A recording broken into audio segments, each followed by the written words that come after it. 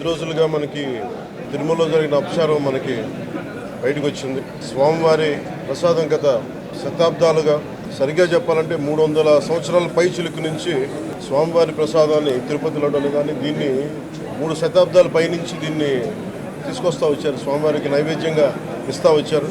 ఇది మహాప్రసాదంగా భావిస్తాం దేశం అంతా. ఇది ఒక ప్రభుత్వాన్ని నిందించడానికో, దీని మీద రాజకీయ లబ్ధి పొందడానికో దీని వెనుక ఉద్దేశం లేదు. వైసీపీ పాలనలో టీటీడీ బోర్డుని కాన్స్టిట్యూట్ చేసిన విధానం మేము ముందు నుంచి ఆక్షేపణలు తెలియజేస్తూ ఉన్నాం.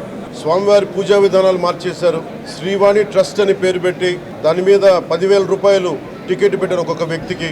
ఒక్కొక్క కుటుంబం వస్తే 5 మంది, 4 వస్తే తక్కువ కాకుండా వాళ్ళకి 50,000 రూపాయలు, బిల్లు మట్టుకు 500 రూపాయలకి ఇస్తూ ఉండేవాళ్ళు. ఇది నేను చాలాసార్లు, నాతో పాటు చాలామంది భక్తులు ప్రస్తావించారు. అన్ని పార్టీలు ప్రస్తావిస్తూనే ఉన్నాయి, వేలెత్తి చూపుతూనే ఉన్నాయి. అలాగే వైసీపీ పాలనలో చాలా అవకతవకలు జరుగుతూ ఉన్నాయి, ప్రసాదాలు కల్తీ జరుగుతూ ఉన్నాయి, సరిగ్గా లేవు, ప్రసాదం నాణ్యత పోయింది, డబ్బులు కలెక్ట్ చేస్తున్నారు, రిసిప్ట్లు ఇవ్వట్లేదు, అసలు టీటీడీ మీద కూడా వైట్ పేపర్ రావాల్సిన అవసరం ఉంది.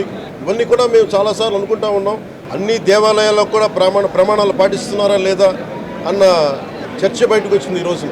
కారణం ఏంటంటే శతాబ్దాలుగా పోరాటం చేస్తున్నారు రామజన్మ అయోధ్య రామ మందిరం కోసం. దానికి కూడా వీళ్ళు లక్ష లడ్లు ఇలా బీఫ్ తోటి, పిగ్ ఫ్యాట్ తోటి, ఫిష్ ఆయిల్ తోటి కలిపిన లక్ష లడ్లు అయోధ్య రామ మందిరం కావాలని చాలా ప్రతిష్టాత్మకంగా తీసుకుంటే దానికి కూడా తిరుపతి లడ్లు వెళ్ళింది, టీటీడీ లడ్లు వెళ్ళింది. దేశం అంతా దీన్ని కదిలిపోయింది ఈ రోజున. ఇలాంటి అపవిత్రం జరిగింది. దీని గురించి ప్రస్తావిస్తే రిపోర్ట్లు బయటకు వస్తే వైసీపీ నాయకత్వం కానీ ఇది రాజకీయ లబ్ధి కోసం చేస్తున్నారని ఒక మాట మాట్లాడుతూ ఉన్నారు.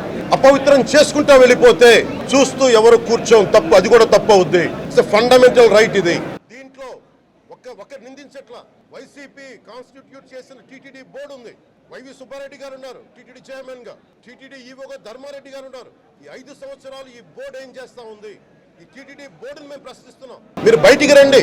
గత ముఖ్యమంత్రి ఏం చేసి ఉండాల్సింది వచ్చినప్పుడు మీరు పంపించండి ల్యాబ్స్ కి. మీకు ఎవరైతే తప్పులు చేశారో వారి మీద మీరు చర్యలు తీసుకోండి చెప్పాలి. కానీ తప్పులు చేసిన వాళ్ళని వెనకేసుకొచ్చే విధానం ఏంటో నాకు అర్థం కావట్లేదు. ఇలాంటి అపవిత్రం ఒక చర్చి మీద జరిగిన, ఒక మస్జిద్ మీద జరిగిన దేశం అల్లకల్లోలం చేసేస్తారు, ప్రపంచం అంతా మాట్లాడతారు, గ్లోబల్ న్యూస్ అయిపోద్ది. ఈ ప్రసాదం అపవిత్రం అయితే ఒక్కరు కూడా మాట్లాడకూడదు.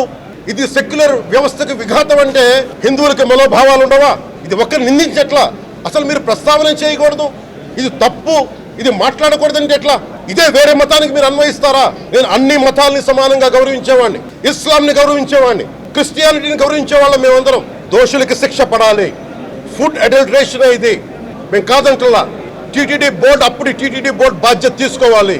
పొలిటికల్గా వచ్చి అలంకారప్రాయంగా ఒక్కొక్కళ్ళు వచ్చేసి దర్శనాలకి టికెట్లు ఇవ్వడానికి మీరు బోర్డు మెంబర్స్ అవ్వలేదు. మీరు ఎవరు చైర్మన్ కానీ ఈవో కానీ మీరు అక్కడ ధర్మాన్ని పరిరక్షించాలి. మీరు అక్కడ మీ ఇష్టాలకి మీరు కూర్చోబెట్టి మీ ఇష్టాలకి కాంట్రాక్ట్లు ఇచ్చుకోవడానికి మీరు టీటీడీ బోర్డుకి మీరు వెళ్ళలేదు. మీ అందరికీ బాధ్యత ఉంది. మీరు నిర్ణయించుకోవాలి. ఎవరికి కోపాలు రావు, ఎవరికి వేదన రాదు, ఎవరికి బాధలు రావుంటే కుదరదు. వస్తాయి బాధలు, వేదన ఉంది, మాట్లాడతాం. మర్చిపోకండి ఎవరు గత ముఖ్యమంత్రి గారు కూడా నేను చేస్తా ఉన్నాను, జగన్మోహన్ రెడ్డి గారికి కూడా. ఇదే చర్చికి జరిగితే మీరు ఊరుకుంటారా? ఒక మస్జిద్కి జరిగితే ఊరుకుంటారా? ఒక తిరుమలకి జరిగినప్పుడు ఎందుకు వెనకేసుకొస్తారు? రాకండి. ఏ మతం మీద దాడి జరిగినా సంపూర్ణంగా నాతో సహా మేము ఖండిస్తాం, బయటకు వస్తాం. ఇస్లాం మీద దాడి జరిగితే మేము మాట్లాడతాం, క్రిస్టియానిటీ మీద దాడి జరిగితే మేము మాట్లాడతాం, హిందూ ధర్మం మీద, సనాతన ధర్మం మీద దాడి జరిగితే కూడా నేను మాట్లాడతాను. ఇది మొదటిసారి కాదు, మేమందరం మాట్లాడతాం. దోషులకి కఠిన శిక్ష పడాలి. ముఖ్యమంత్రి గారికి కూడా నేను తెలియజేసుకున్నాను, చంద్రబాబు నాయుడు గారికి కూడా కేబినెట్ మీటింగ్ జరగాలి, అసెంబ్లీలో చర్చ జరగాలి. అసలు టీటీడీ ట్రస్ట్ లో ఎన్ని అవకతవకలు జరిగినాయి దీని మీద కూలంకషంగా దీని మీద చర్చలు జరగాలి. మీడియా వారు కూడా అడుగుతున్నారు దీన్ని సిబిఐకి తీసుకెళ్లాలా లేదా అనేది. అది గౌరవ ముఖ్యమంత్రి గారు నిర్ణయం తీసుకోమని. మీరు ఏ నిర్ణయం తీసుకున్నా కేబినెట్ మీ వెనకాల ఉంటుంది, ప్రజలు మీ వెనకే ఉంటారు.